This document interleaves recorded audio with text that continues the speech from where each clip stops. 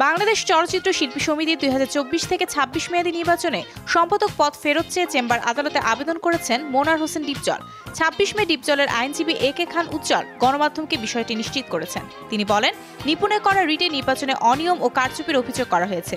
এজন্য ঘটনার তদন্তে কমিটি গঠনের পাশাপাশি নতুন করে নির্বাচন তফসিল ঘোষণা এবং মিশা ডিপজলের নেতৃত্বাধীন কমিটির দায়িত্ব পালনে নিষেধাজ্ঞা চাওয়া হয়েছে।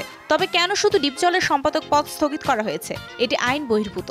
গত ১৫ মে নিপুণের পক্ষে আইনজীবী পলাশচন্দ্র রায় একটি রিট আবেদন করেন। রিটে নির্বাচনে অনিয়ম ও কারচুপির অভিযোগ এনে ঘটনা তদন্তে কমিটি গঠনের পাশাপাশি নতুন করে নির্বাচনের তফসিল ঘোষণা ও মিশা ডিপজল কমিটির দায়িত্ব পালনে নিষেধাজ্ঞা চাওয়া হয়। ২০ মে বিচারপতি নাইমা হায়দার ও বিচারপতি কাজী জিনাত হকের হাইকোর্ট বেঞ্চ শিল্পী সমিতি নির্বাচনের সম্পাদক পদে বিজয়ী ডিপজল তার পদে বসতে পারবেন না মর্মে আদেশ দেন। ২ বছর আগেও শিল্পী সমিতির এই নির্বাচন নিয়ে আদালতে দ্বারস্থ হন নিপুণ। সেবার তার আপত্তি ছিল প্রতিদ্বন্দ্বী প্রার্থী জায়েদ খানকে নিয়ে।